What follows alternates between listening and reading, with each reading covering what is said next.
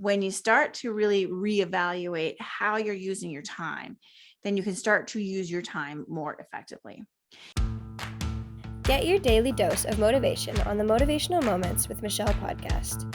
In Motivation with Michelle podcast, you'll get encouraging, uplifting, and life-changing wisdom that will transform your world at your fingertips, 24-hour a day. Get a fuller, deeper revelation of the tools you can implement to see incredible transformation in your life from Michelle Newstedter's powerful teachings. Tune in whenever you need to be edified, uplifted, or a dose of motivation, no matter where you are. Subscribe to Motivational Moments with Michelle podcast with Michelle Newstedter today on Apple Podcasts, Spotify, or SoundCloud.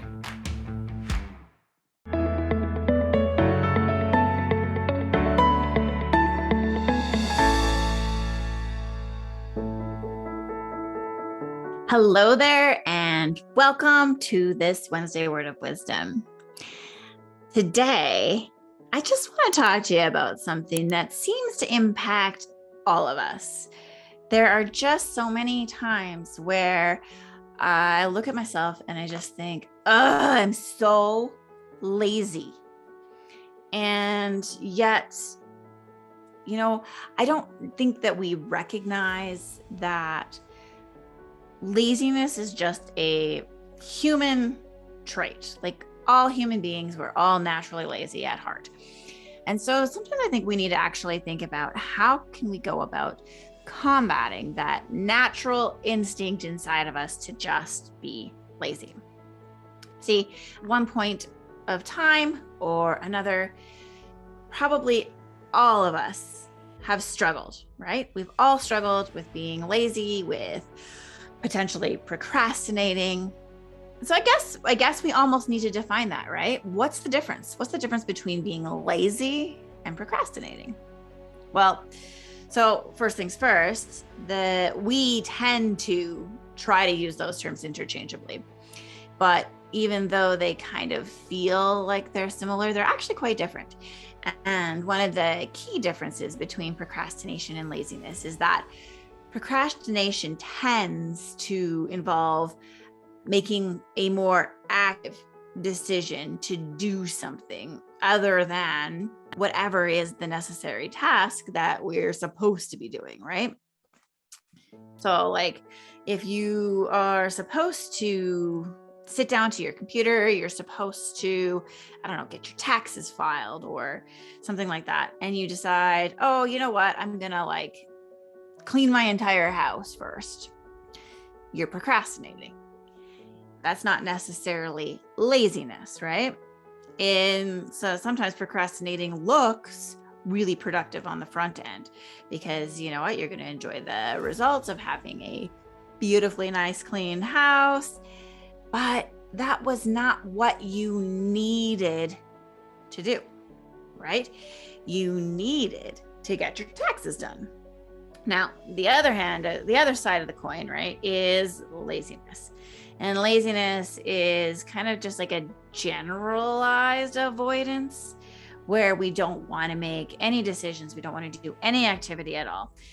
It might not even be conscious sometimes. It just happens, right? But then there's times where we choose laziness, right? Where we're just like, I know that I really should go to the gym, but I don't feel like it right now. So instead, I'm going to sit on my couch and binge Netflix. And that's us choosing laziness, right? But what causes that? What causes laziness? What causes procrastination? Well, I would say that the main causes of these issues are overwhelm and overthinking. And we can all fall prey to this, right? When we have too many things on our to-do list or whatever it is that we need to do feels too big, we don't want to do it. If it feels like too much work, if it feels hard, we don't want to do it. We also can sometimes start to experience things like laziness when we question why we have to do the thing that we need to do, or why we have to do always like the same things day in and day out and day in and day out. And it kind of just gets boring because we're just going through the motions of doing these things. And we don't necessarily have our why. And everything can start to feel pointless, and sometimes doing nothing and like retreating from everything just feels like the only way that we can cope when there's just too much going on. There's too many things on our list. So there's a few just little tips that I wanted to give to you today so that you can move yourself down the right path towards, almost getting the upper hand in this fight, in this battle against laziness and against procrastination. Because there's more than just like, we do need to determine what it is we want to do. We have to make a quality decision. This is what I'm doing. No ifs, ands, or buts about it. And there's actions though that need to go along with it, right? In terms of being a person of action. And one of the things that I find is really, really, really, really, really important is staying off the couch. We come home from a long day of work, we collapse onto the couch for just a few minutes of rest or refreshment or relaxation. And you know what it does? It instantly sends a signal to your brain that you're not going to actually do anything else for the whole rest of the day. It is super hard to pry yourself back up off that couch and do something, right? Whether that's like washing the dishes or getting your taxes done or whatever. That few minutes of rest that we think we need after work just spirals us down a negative path. It's always better for us to just dive right in, get the things done that need to be done, and not just sit down and take a break. Because all we're doing really by doing that is we're building these lazy habits.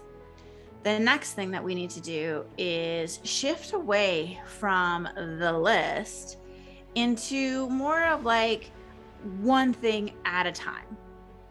There's things that we have to do every single day, but how many things are you trying to also squeeze into that list? A project here, another there, those other 5 or 10 things that popped into your head during the day, those are fabulous.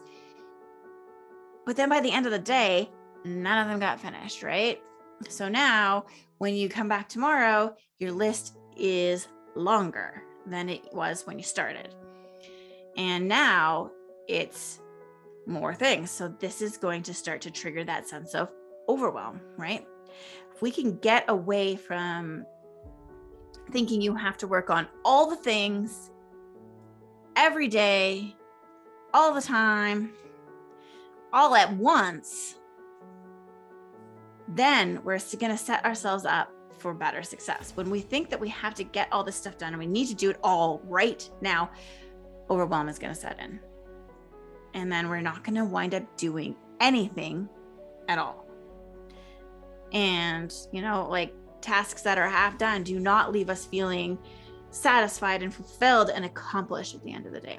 But when we can shift into focusing on one thing at a time, we get that thing done. And then we can move to the next thing. And we get that thing done. And we focus only on that thing. And it can be tough because we so easily get distracted. And we can be diverted by, I was, cleaning the kitchen, but then I saw this like toy that needed to get put away. So I took it over to the toy room and I put it in there. And I saw the toy room needed to be swept out. And so then I started doing that. And all of a sudden I've done 10 different things and my kitchen is still not clean, right? And so it can sometimes feel like I'm procrastinating about all of those other things that I know need to be done, but really you're not, because you are getting something done. And that's really important. And that's what's going to leave you feeling fulfilled and satisfied and accomplished at the end of the day. And so we just need to know which things need to be done first. So prioritize, right? So we have to take that list and we need to just create some priorities in our world. Now, all of that being said, Stephen Covey has his 4 quadrants, and it's really important for us to also recognize where we've been spending our time and where we need to be spending our time. And so when you start to really reevaluate how you're using your time, then you can start to use your time more effectively. You're not a bad person in any way, shape, or form if you find yourself struggling with laziness or procrastination. These traits, these habits, they are just a part of, being human, for one thing, and they don't define you. We can just learn how to implement some tools and strategies that just help to lift us out of those spaces. It doesn't mean that we're never going to come to another place where I don't feel like it, because that is going to kick in. And we have to know, how do I override that feeling and do what needs to be done anyway? You can change these things about yourself. You can work on them. You can build better habits. You can really create a life that feels fulfilling and satisfied and accomplished. And it's not necessarily an easy thing to do. It might sound simple, like even these tools I've given you today, simple, but they're not always easy. And we need to recognize that and give ourselves some grace in the process as we move through the shifts and changes that we want to see for ourselves. But even just recognizing that you need to do something different, that you can do something different, puts you in a better space than those who are not there yet. And you know what? You've got this.